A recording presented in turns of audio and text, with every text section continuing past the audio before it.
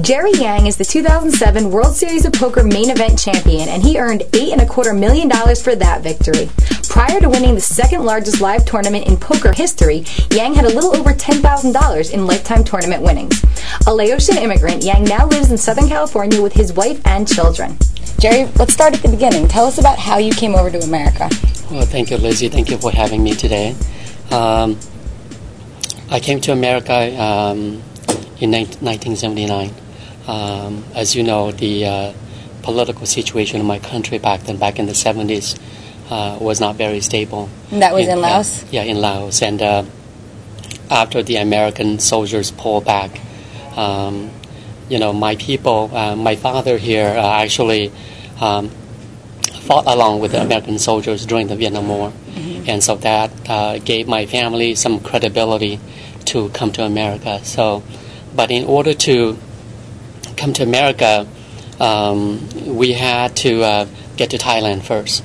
And when we heard that the communist soldiers arriving in our country, we had two choices. One, to stay and face persecution, mm-hmm. Torture, and even death, or go to Thailand and maybe had the opportunity to come to America. And that's the How did you get over to Thailand? We chose. By boat, yeah. And so the first time that we attempted the escape, my family and some other villagers actually got caught by the communist soldiers. And what happened? And I remember as a young boy, about 8 years old, and I saw AK-47s pointing at my face, and my cousins, my relatives. Second attempt that we made, after that they let us go back to another village, and a couple of months later we attempted another escape, and the second time we were successful. So we made it to Thailand, and I spent another 4 years in a refugee camp in Thailand before coming to America. And so when you first came to America, where did you settle? Nashville, Tennessee, actually. Very, yeah, talk about culture shock, yeah. And how old were you then? Yeah, I was about 8. Actually, I'm sorry, 8 was when I escaped from my country. I was about 13 or so. Okay. Yeah, between 12 and 13. So how did you adjust to living in Nashville from Thailand? Oh, totally different. I mean, coming to America was a dream come true for me. I found freedom. I found life, basically, and education. I never had any education prior to coming to America. I had to learn an ABC 1, 2, 3 at the age of 12 and a half and 13. So that was very difficult for me. But at least, I had a life and I had freedom.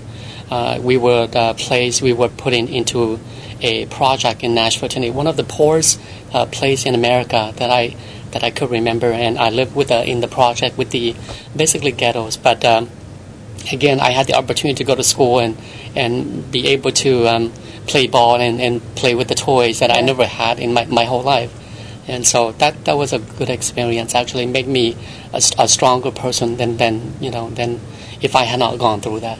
And then you chose to pursue higher education, right? That's correct. So what did you do for college? Yeah, I went to college and I studied biology. I got my Bachelor of Science degree in biology. And I actually applied to medical school. I actually wanted to become a doctor and actually got accepted to medical school, and so, but I chose graduate school instead and got my graduate degree in health psychology. And I worked here and there, but the last job that I had was a psychologist and a social worker for a foster family agency in Moreno Valley. So you married and you have 6 children. Yes, when did you get married? I got married in 1993 to my wonderful wife, very loving, very supportive wife, and hardworking. And like 10 years later, we have 13 kids, and just really, 13 years later, my daughter is going to be 13 soon. So, it just, I have two boys and 4 girls, and the youngest is 13, will be 13 anyway, and the youngest is 3. So, my life has been a blessing, a true blessing. So, I'm just very, very grateful. So now we're going to talk about poker. When did you grow up with poker? Was it something that was part of your life as a child? Oh no, totally, No? totally the opposite. My father is totally against gambling. I mean, he's sitting right here, and he can tell you. I mean, even playing checkers, he considers that as gambling. He wants us to focus in school and just become a dentist or a doctor or somebody important. So something respectable. Yeah, and so. I just started playing poker about 2 years ago. I saw the WPT and ESPN, the World Series of Poker, really? and I saw. I remember one show. I saw Lee Watkinson actually too playing, and I said to myself, you know what? Maybe I can do that too. And I bought a couple of books and I started reading and watch more World Poker Tour, listening to Mike and Vince, and doing some of their commentaries, and that's how I learned. So. From there, I moved into the very low limit, the 1-2 or the very low buy-in, like $15 buy-in, $25 buy-in, just kind of. Were you successful when you first began? I was actually, yes. I was very surprised that I started winning, a little here and there, and I was able to, and having 6 kids, I couldn't really spare, much change to play. No big swings. Absolutely. So I play whenever I could save some money, and my wife allowed me to, or when my kids are in bed or something, when my wife is home. She was working at the time too, so she worked during the night and I worked during the day. So one of us had to be home with the kids. But I tried to play, whenever I could, but I play very, very part-time. If I was lucky, I play maybe one time per week, and maybe a couple of hours, that's it. Did you find any one book really helpful to your game while you were learning? I have to give a lot of credit to Mr. Doyle Brunson, and I read his book, The Super System, and that really helped me a lot. And also another book by T.J. Cloutier and Tom McAvoy. That book also really helped me. So those were basically the 2 books that I read, and I studied. And just more TV. And had you ever gone to Vegas before the World Series of Poker? No, never have. And last year, this year I went there because I won a seat at Pachanga. Tell us about winning the seat. Yeah, it was the last satellite that they offer.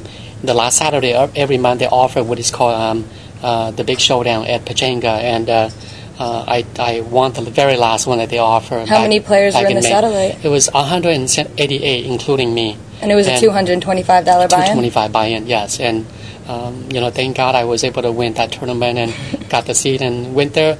My intention was to go and have fun and meet some of these world-class poker players and just going to have fun. And I met that goal, basically, the first day. And I remember calling my wife that evening and I said, you know what, honey? You can't believe it. I met Jennifer Harmon today, or Johnny Chan, or Howard Lederer, or John Jawanda. Just really very, very amazing. And so, but to actually win the whole thing was a true blessing.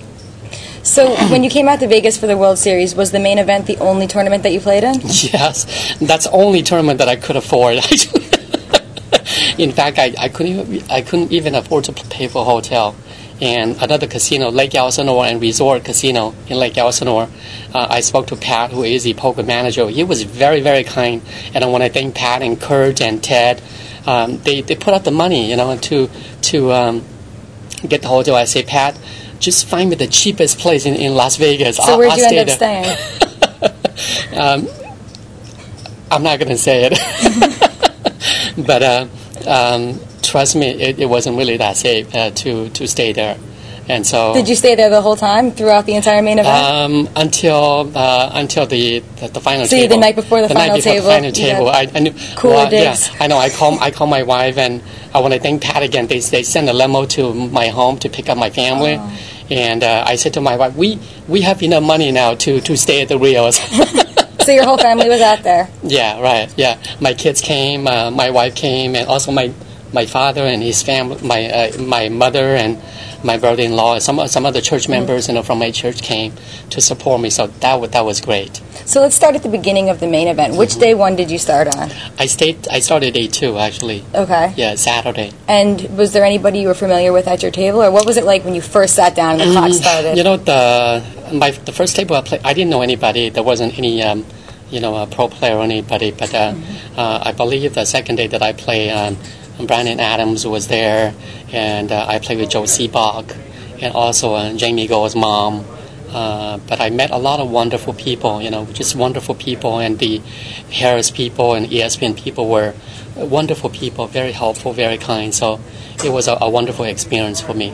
So did you end day one with a nice chip stack, or where were you at that point? If I remember correctly, I had 99,700, so that was all right. And then my second day, at the end of second day, I have 438,000 or 37,000, something like that. So I made some progress, yes. What was it like watching the field just disappear around you, and the tables were just shrinking and shrinking, and you're still there? Yeah, when you're still there, and when you come in as a true rookie like myself, I felt good actually, and I played the best that I knew how, and I tried to be patient, but at the same time I used a little of my background in psychology to play the cards and also play my opponents, and so it worked out for me. So that. How did your background in psychology help you? As I said earlier, I had my degree in health psychology, so I tried to study my opponents very carefully, especially the first couple of hours, and I tried to set up create a mental picture of each opponent, and just kind of use that as an arsenal, and to my advantage, basically. And so I try to watch my opponent the way they move, especially from the table up, and just do the best that I could, and it worked out. So. Was there a point in the tournament when you just felt very confident and you knew you were going to make it, a big hand or anything like that? That I had a chance to win? Yeah, where you just were like, wow, I can make it. Yeah, not until the final table, to be honest with you.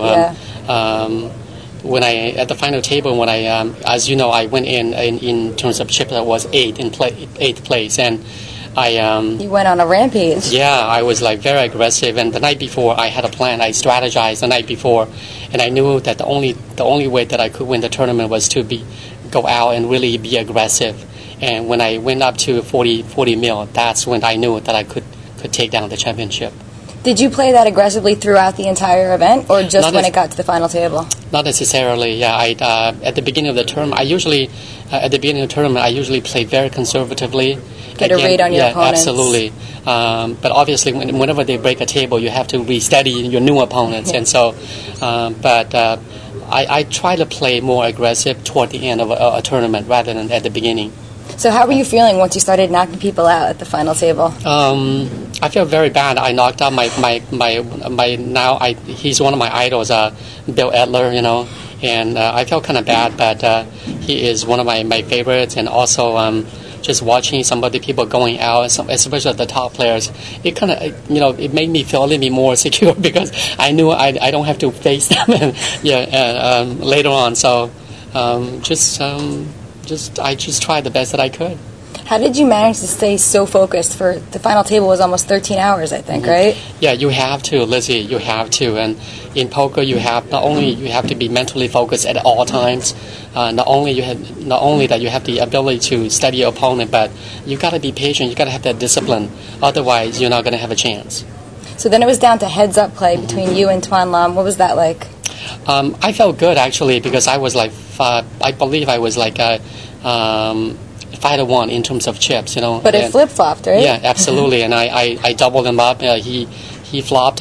He called me with like 4-3 of diamonds, and I had ace-9, and he caught the 4, and so I doubled him up. But I never gave up. Actually, I knew he was playing a little tight. So did you make any changes to your game once it was heads up? No. I knew that he was waiting for good cards, and in order to maintain my lead, I had to pick up the blinds and the antes, and I try to be aggressive and just really be tough at the table and just not giving any of the antes or blinds. And so I raised with nothing, basically nothing, and just put a lot of pressure. You thought he had nothing, you raised? Yes, absolutely, yes. And especially when I had the position.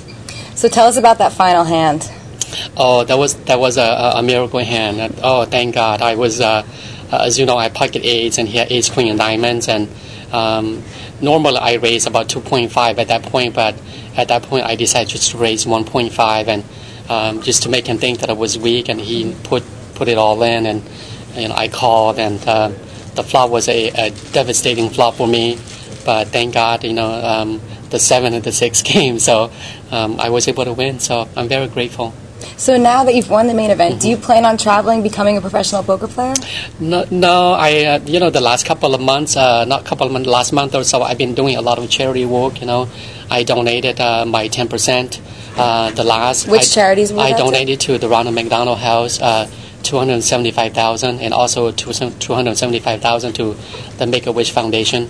My last $275 will be donated sometime in September to feed the children in Oklahoma City, and I'll be traveling over there and make that last donation. And I also donate some money to the foster family agency that I used to work for, and so I play with the Make-A-Wish Foundation with Annie Duke and also Matt Vasgerson, the San Diego Padres announcer in San Diego. So I've been doing some of the charity work. So that is something that I want to continue. But obviously, I want to be a good ambassador for poker. How are you going to go about doing that? I like to travel. I like to play some tournaments, and meet the fans and talk to different people. And if there's anything I can do as a poker player and an individual, I like to contribute as much as I can to poker, the poker community, not only in America but worldwide. So what's it like being an instant poker celebrity? It feels great. I mean, every day I kind of look at my bracelet and I haven't, the feeling hasn't really sunk in yet. But hopefully, a few months from now, I'll be able to look back and say, hey, you know what, Jerry, you're really the champ, especially for 2007. So I look forward to going back to Las Vegas and defend my title, and hopefully we can win back-to-back. Great, thank you very much. Thank you so much. Thank you for having me. Lizzie Harrison with 2007 main event champion Jerry Yang for Card Players TV.